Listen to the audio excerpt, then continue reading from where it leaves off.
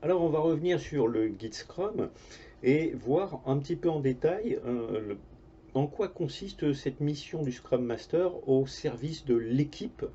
Le Scrum Master rend service à la Scrum Team de plusieurs façons. Alors dans la version 2020 du guide Scrum, c'est marqué le Scrum Master rend service à la Scrum Team. Dans la version 2017 et les versions précédentes, c'était le Scrum Master est au service de l'équipe de développement. Il y a un souhait vraiment très fort de la part de Scrum.org de, d'accentuer le fait qu'il y a une seule équipe et qu'il n'y a pas une équipe dans l'équipe. Il n'y a pas l'équipe de développement à l'intérieur de l'équipe Scrum. Il y a vraiment une seule équipe Scrum et pas deux équipes distinctes.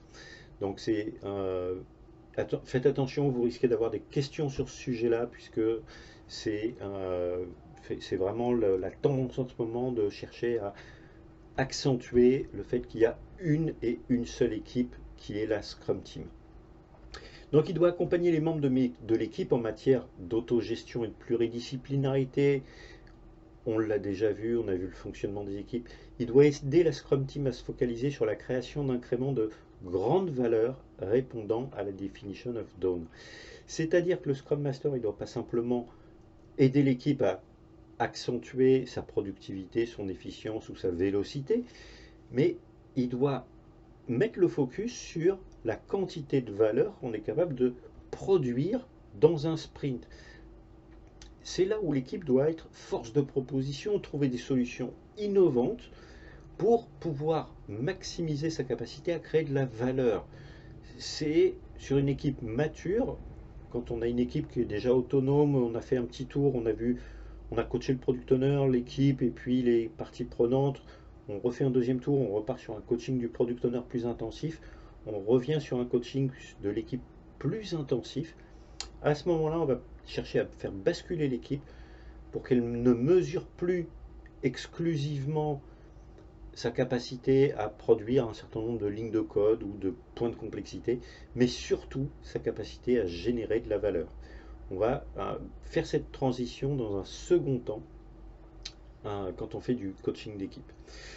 Deuxième point important, aider la Scrum Team à se focaliser sur la création d'incréments qui répondent à la definition of done. C'est très important de ne pas faire l'impasse sur la definition of done, de ne pas partir avec des definition of done trop ambitieuses qu'on ne pourrait pas tenir, mais de partir sur des definition of done réalistes, raisonnables, et puis progressivement, au fur et à mesure des rétrospectives, d'essayer d'accroître cette definition of done. Troisième point, faire en sorte qu'il n'y ait pas d'obstacles qui peuvent entraver la progression de la Scrum Team. On reviendra sur cet élément en détail. S'assurer que tous les événements Scrum ont bien lieu, qu'ils sont efficients, productifs et respectent bien les time box. Ça, c'est vraiment une base. Attention, vous aurez certainement des questions là-dessus. C'est un point important. Le Scrum Master, il doit s'en assurer. C'est-à-dire qu'il a un engagement de résultat. Il doit s'assurer que tous les événements ont bien lieu, qui sont efficients, productifs, qui respectent bien les temps impartis, c'est-à-dire les time box. Alors il y a deux solutions pour s'assurer que ça ait lieu. Soit on impose des pratiques, parce que c'est écrit dans le guide Scrum, je vous le dis tout de suite, c'est pas la bonne solution. Venir voir une équipe en leur disant vous devez faire comme ci, vous devez faire comme ça, parce que c'est écrit dans le guide Scrum, ça pourrait être écrit dans le Talmud, le Coran ou la Bible, c'est exactement pareil. C'est pas ce qui fait que quelqu'un va se convertir à l'agilité. C'est pas comme ça que ça marche. Il faut convaincre d'adopter parce que c'est mieux pour eux, c'est mieux pour l'équipe. C'est-à-dire que le Scrum Master va devoir provoquer des changements, mais sans les imposer.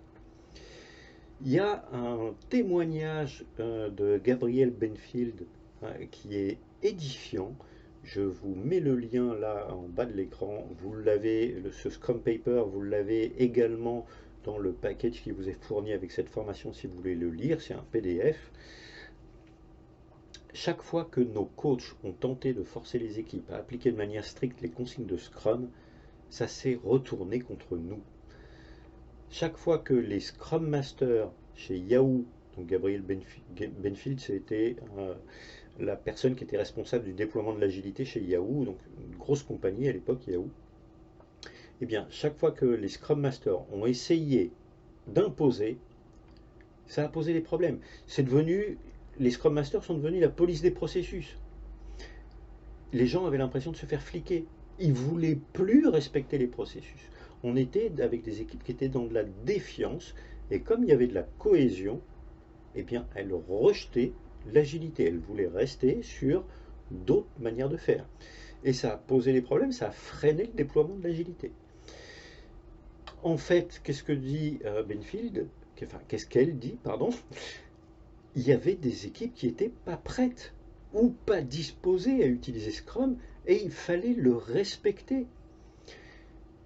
Ils ont fait marche arrière. Ils ont demandé à les coachs d'arrêter de forcer les équipes, parce que forcer les coachs à être la police des processus, ça faisait partie du problème. Plus ils mettaient de la pression sur les Scrum Masters pour qu'ils fassent respecter les choses, plus ça posait de problèmes. Donc c'est important de provoquer les changements sans les imposer. De faire prendre conscience aux équipes que ça marche moins bien s'ils ne respectent pas les règles.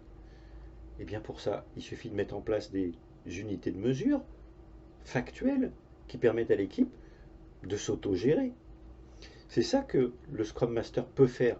Ça, c'est de la mise en place de normes. Mettre en place de la mesure, eh bien regardons comment on performe, sans aller juger les gens. Donc, quel changement on peut mettre en place? Déjà, hein, quand on nous parle d'accompagner les membres de l'équipe en matière d'autogestion et de pluridisciplinarité, c'est une première base. La meilleure manière de faire, c'est amener les collaborateurs à incarner les valeurs de Scrum, parce que ça renforce les piliers de Scrum. Alors, les valeurs de Scrum, focus, ouverture, respect, courage, engagement.